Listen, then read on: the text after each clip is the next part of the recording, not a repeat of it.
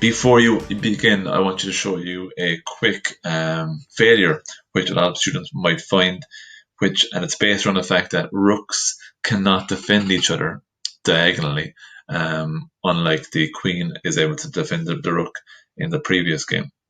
So if we look at this very quickly, we might move our white rook on the a file to a5 to check the king.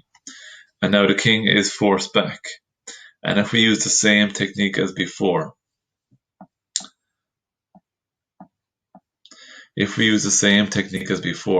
we'll try to force the king to the edge of the board. But the king might be a bit sneaky this time. So again, we try to use rook. And now if we use rook to a7, watch what happens.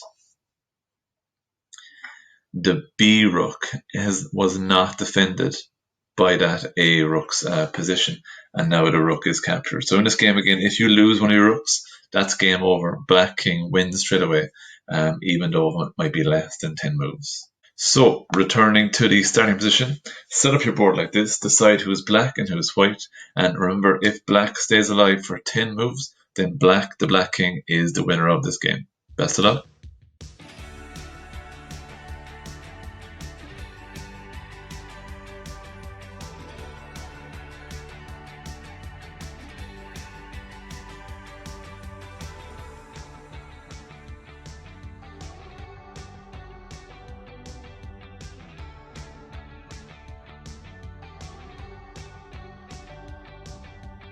Okay, so here is a solution to this game. So again, we can move the rook on the a file to a5 to check the king, and the king's going to try and get close to us now, but we're going to use something sneakier to get away from him.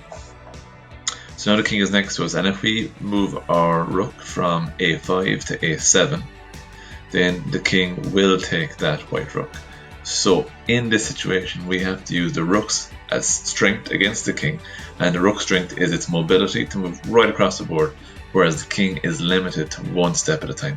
So we can do the same attacks from a very far distance on the king. So if we just move across the board to h6, now the king must move, and he's trying to get close to that other rook, he's hoping, but if we move right across the board, and now we can do the same thing, and he won't have time to get across the board to us. So we're going to check the king, and his escape is trapped on the 6th row.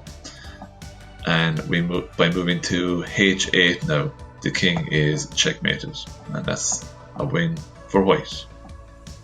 The key lesson here is for the rook to move across the board, to be patient, to move right across the board, and to still maintain the same line of attack on the king.